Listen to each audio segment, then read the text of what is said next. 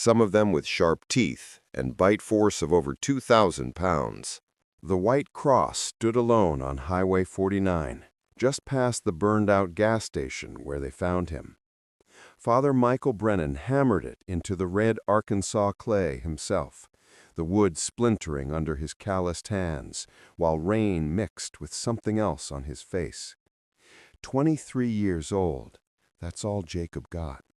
23 years of Little League games, catechism classes, and promises that God had a plan. The coroner said it was fentanyl-laced meth. The police said it was unfortunate. The prosecutors said the dealer who sold it would walk on a technicality. Michael said nothing. He just drove back to St. Augustine's on Carpenter Road, locked himself in his office, and stared at the footlocker he hadn't opened in 15 years. Inside were things that didn't belong to a man of God. A different uniform, different skills, a different name almost. The Marines had taught him how to track, how to disappear, how to end threats before they knew he was there. He'd buried that man deep, covered him in scripture and parish socials. But that man was still there, waiting under the surface like a coiled spring. And now Jacob was gone, the fourth kid from their parish in 2 years. The Hernandez girl, the Morrison boy, little Sarah Chen who sang in the choir, all gone to the same poison, the same pipeline, the same untouchable network of dealers and corrupt badges who treated rural Arkansas like their personal marketplace. That night, Michael Brennan, the priest, said his last prayer as a peaceful man, and someone else woke up in his place. The thing about small towns is that everyone knows everyone's business, except when they don't want to know. Ashwood, Arkansas had a population of 3,847 people, and at least half of them could tell you what kind of pie was served at the Sunday social. But nobody wanted to talk about why the old Hendricks farm glowed at night with chemical lights, or why certain police cruisers made regular stops there at 2 a.m. Nobody wanted to acknowledge that the same kids who grew up playing in the creek were now hollow-eyed and desperate, stealing from their own families to feed a hunger that had nothing to do with food. Michael had tried the righteous path. He'd gone to Sheriff Coleman with evidence, with testimonies, with photographs. Coleman had smiled with too many teeth and promised to look into it. 3 months later, Jacob was dead, and the dealers were still operating. The system wasn't broken. It was working exactly as designed, just not for people like him. So Michael made a choice that would cost him everything he'd built, everything he believed in, and probably his soul. But maybe, just maybe, it would save what was left of his town. Tonight's story is about what happens when faith meets fury, when a shepherd decides the only way to protect the flock is to hunt the wolves in their own den. Before we begin, I want to know something. Drop a comment below and tell me what city you're watching from. Are you in a small town like Ashwood? A big city? Somewhere in between? I want to know who's listening to this story, because it matters. This could be happening in your backyard right now.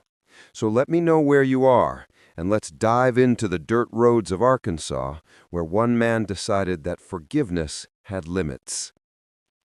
The first one died on a Tuesday. Michael found him through the parish network, tracing back from Jacob's last phone calls to a low-level dealer named Travis Kemp, who operated out of a trailer near Lake Greeson. Travis was 19, cocky enough to brag on social media about his business ventures. Michael watched the trailer for 3 nights, learning the patterns. Travis kept odd hours, had few visitors after midnight, and always kept his truck parked facing the road for quick exits. On the 3rd night, Michael approached during a thunderstorm. The techniques came back like muscle memory: silent movement, controlled breathing, the way to disable someone without giving them time to scream. He'd told himself he just wanted to talk, to scare Travis into leaving town. But when he saw the bags of blue-tinted meth on the coffee table, the same shade they'd found in Jacob's system, something cold and final settled in his chest. Travis never saw him coming. The official report said it was a drug deal gone wrong, another casualty of the epidemic. Only one person in Ashwood knew different, and he stood at his altar that Sunday celebrating Mass while his hand still remembered the weight of ending a life. The parishioners said he seemed different lately, more distant. They attributed it to grief. They had no idea their priest had just declared war. Michael's second target was harder to justify, even to himself. Danny Park was a sheriff's deputy who'd grown up attending St. Augustine's with his family. His mother still brought pecan pie to parish fundraisers. But Michael had watched Danny take an envelope from a black SUV behind the Dairy Queen, then failed to report 3 overdose deaths in a section where he patrolled. That angered Michael, but not Critty set it down. And Danny's silence, the traitor, he had to go. Separate domestic calls from addresses known to be dealing locations. When you wear a badge and choose protection money over protecting people, you become part of the machine. Michael caught him on a back road during a solo patrol. It looked like a concerned priest flagging down help for a broken-down car. Danny pulled over without suspicion, because everyone trusted Father Mike. The conversation started normally. Michael asked about Danny's mother, about the new baby. Then he asked about the envelope. Danny's face changed. His hand moved toward his service weapon. He never reached it.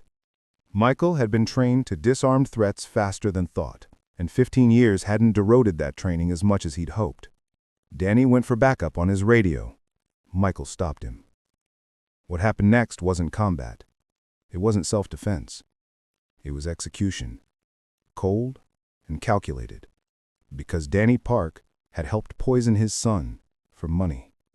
Michael staged it as an ambush by unknown assailants, scattering shell casings from a caliber he'd never owned. The county went into mourning. The sheriff's department promised justice. Michael celebrated Danny's funeral mass and shook his mother's hand while she wept. That night, he vomited until there was nothing left inside him. But he didn't stop. He couldn't stop. Because he'd found records in Danny's patrol car, coded notes about shipments and distribution routes. The network was bigger than he'd imagined, and Sheriff Coleman's name appeared on every page. The Hendricks farm had been abandoned for 5 years before it became a super lab. Old man Hendricks died without heirs, and the property fell into legal limbo that made it perfect for criminals who needed space and isolation. Michael had driven past it 1,000 times, never suspecting that the boarded-up windows hid a multi-million-dollar operation cooking meth for half the state. The information from Danny's notes led him there. He spent a week in reconnaissance, using skills he'd learned in Fallujah to map the site without being detected. 4 guards rotating shifts, reinforced doors, security cameras on generators, 2 chemists working in hazmat suits, and deliveries every Wednesday night. Black SUVs with tinted windows and plates registered to shell companies. This wasn't a simple takedown. This was an assault on a fortified position by a single operative with limited resources. Michael planned it like a military operation. He studied their routines, identified weaknesses, gathered materials. The old Michael Brennan, the Marine who'd done 3 tours in urban warfare, stepped fully into the light. The pastor became a ghost. On a moonless Wednesday, he moved on the farm. The first guard died silently, a knife he'd kept from Iraq finding the same targets it had 15 years ago. The second guard had time to reach his radio, not enough time to use it. Michael breached the main building using techniques that felt simultaneously foreign and familiar. The chemists surrendered immediately, more terrified of the apparition in black than of their employers. He cable-tied them in the corner, then systematically destroyed every piece of equipment, every batch of product, every record he could find. The place was a chemical tinderbox. When he lit the charges he'd rigged, using fertilizer and diesel fuel, the explosion could be seen from downtown Ashwood, 12 miles away. Michael was already gone, driving back roads with his lights off, becoming Pastor Brennan again by the time the fire trucks arrived. The investigation ruled it a cooking accident, but the cartel knew better. Someone was hunting them, and Sheriff Coleman received a call that made him very, very afraid. Sunday morning mass became Michael's cover, and his confession booth rolled into one. He stood before his dwindling parish, maybe 40 people now where there used to be 100, and preached about redemption while his hands still smelled like smoke and blood despite endless washing. Mrs. Henderson asked if he was eating enough. Old Pete Wilson said he looked like he'd seen a ghost. Sarah's mother, hollow-eyed and medicated since her daughter's death, gripped his hand after Mass and whispered, "Thank you," for reasons he couldn't understand. Or maybe she could see what he was becoming. Maybe they all could, and they just chose silence because monsters are sometimes necessary to fight monsters. The cartel's response came on Monday. They burned down the church. Not the sanctuary, but the parish hall where AA meetings happened, where the youth group gathered, where people came for food assistance. They burned it at 3 a.m. when it was empty, because this was a message, not a massacre. The message was clear: stand down or we escalate. Michael stood in the ashes the next morning, watching volunteers try to salvage what they could, and realized he'd been naive. He thought he could wage a quiet war, surgical strikes that would cripple their operation without open confrontation. But there's no such thing as a quiet war. Violence has its own momentum. By attacking them, he'd painted a target on everyone he loved. That evening, Sheriff Coleman came to visit. They sat on Michael's porch, drinking sweet tea like civilized people, two men who'd known each other for 20 years, while everything between them stayed unspoken. Coleman talked about the fire, about increased patrols, about how terrible the drug problem had become. His eyes said something different. They said, "I know what you did." They said, "Stop now or more than buildings burn." Michael offered him more tea and agreed that yes, these were troubling times. After Coleman left, Michael went to his basement and retrieved the footlocker again. This time he took out the really serious equipment, the body armor, the night vision, the weapons he'd smuggled back piece by piece because he couldn't quite let go of who he'd been. If they wanted escalation, he'd give them war. The shell company that owned the black SUVs was registered to a law office in Little Rock. The law office was a front for a holding company. The holding company led to three brothers named Salazar, who'd expanded their operation from Mexico to covering most of rural Arkansas, Oklahoma, and Missouri. Regional bosses in organized crime, sophisticated enough to use lawyers and corruption instead of open violence. Usually. Michael hacked their operation the old-fashioned way. He followed the money, not digitally, he wasn't that skilled, but physically. He tracked shipments, noted patterns, identified the choke points where product moved from supplier to street level. And he found their lieutenant, a man named Carlos Vega, who coordinated everything from a farmhouse outside Little Rock. Vega was careful, professional. He varied his routes, used different vehicles, employed competent security. But he had a weakness. He visited his girlfriend every Friday in Hot Springs, always staying at the same hotel, always with the same room with the balcony overlooking the lake.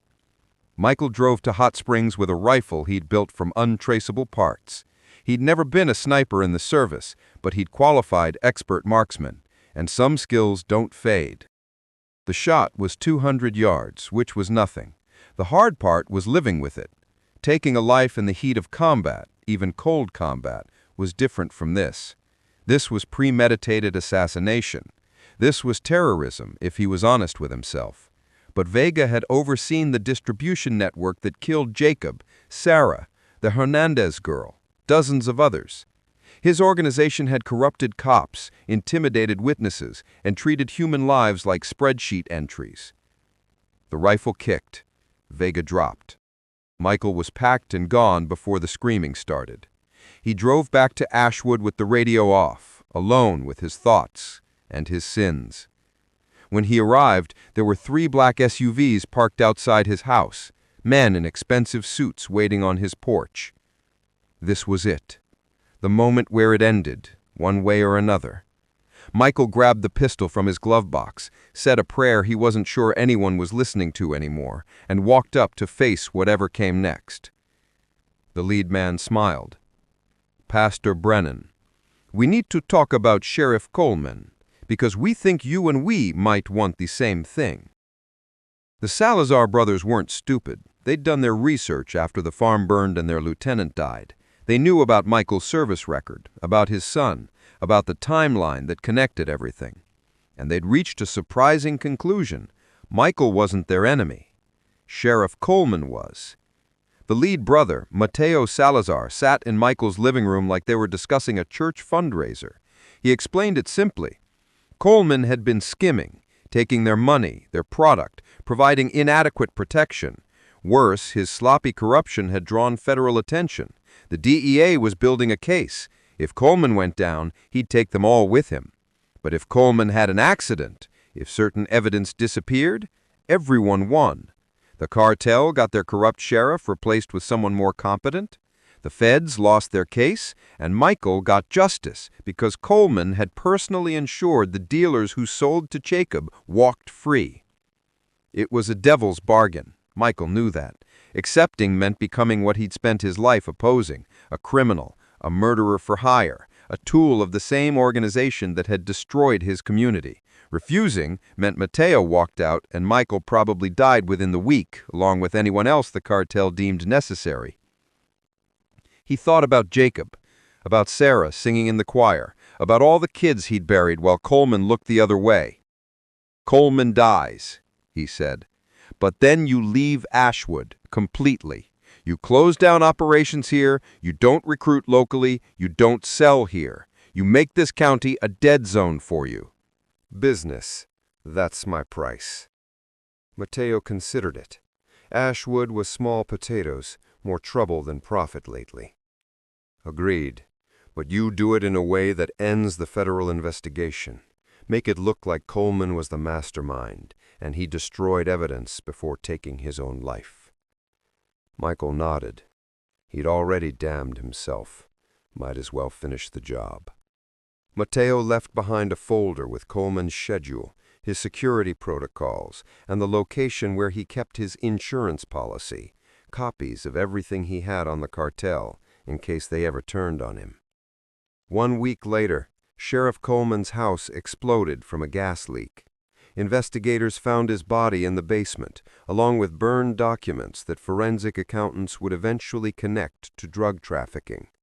The case against the Salazar organization collapsed due to lack of evidence, and Pastor Michael Brennan preached a funeral for a man he'd murdered, while the town mourned a hero they'd never really known. 3 months passed. The cartel kept their word. Drug activity in Ashwood dropped to almost nothing. The dealers moved on to more profitable locations. The labs stayed closed. Kids stopped dying, which was what Michael had wanted. But the cost was becoming unbearable. He couldn't sleep without seeing their faces. Travis Kemp, who was 19 and stupid, but maybe could have changed. Danny Park, whose mother still cried during services. Vega, who had a girlfriend who loved him. Coleman, who was corrupt, but also had been Michael's friend once, a long time ago. And the worst part, it had worked. Violence had accomplished what prayer and justice couldn't.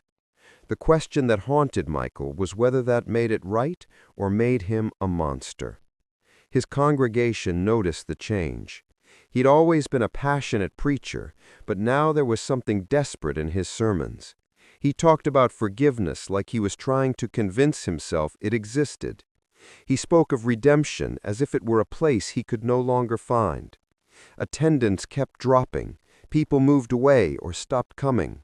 The church was dying, and Michael knew he was killing it just by being there. On a Tuesday evening, 6 months after Jacob's death, FBI Special Agent Sarah Chen knocked on his door. She was the aunt of little Sarah Chen from the choir. She'd been investigating the Coleman case, the cartel operations, the suspicious deaths, and she'd connected things that shouldn't be connectable. They sat on the same porch where he'd met with Coleman, where he'd negotiated with Mateo. Michael didn't lie. He was too tired for lies. He confessed everything, every death, every choice, every compromise with evil to fight evil. Sarah listened without expression. When he finished, she was quiet for a long time. Then she said, "I should arrest you. You're a serial killer, a domestic terrorist. Everything you did was illegal." Michael nodded. "I know. But my niece is alive. 4 kids from the youth center are alive. Overdose deaths are down 70%. You didn't just take revenge, you actually fixed the problem. You did what we couldn't." She pulled out handcuffs. Michael extended his wrists, and Sarah put the cuffs back on her belt. "I'm going to classify this as an ongoing investigation and seal the files. Coleman's corruption explains most of what happened. The rest will stay unsolved. But you need to leave, Michael, tonight, because if you stay, I'll have to come back, and next time I won't be able to look away." Michael packed a single bag. He left a letter for the church board, resigning, effective immediately. He drove out of Ashwood on the same dirt roads he'd driven his whole life, watching the town disappear in his rearview mirror. He didn't know where he was going, didn't know if redemption was possible for someone like him. But as he passed the white cross on Highway 49, Jacob's Memorial, he made a decision. There were other Ashwoods, other small towns being destroyed while the system looked away, other kids who needed someone willing to do what the law couldn't. Michael Brennan the pastor was dead, but the man who came before him, the Marine who'd learned how to fight in the dark, was just getting started. Somewhere out there, another town was dying, and he was going to find it.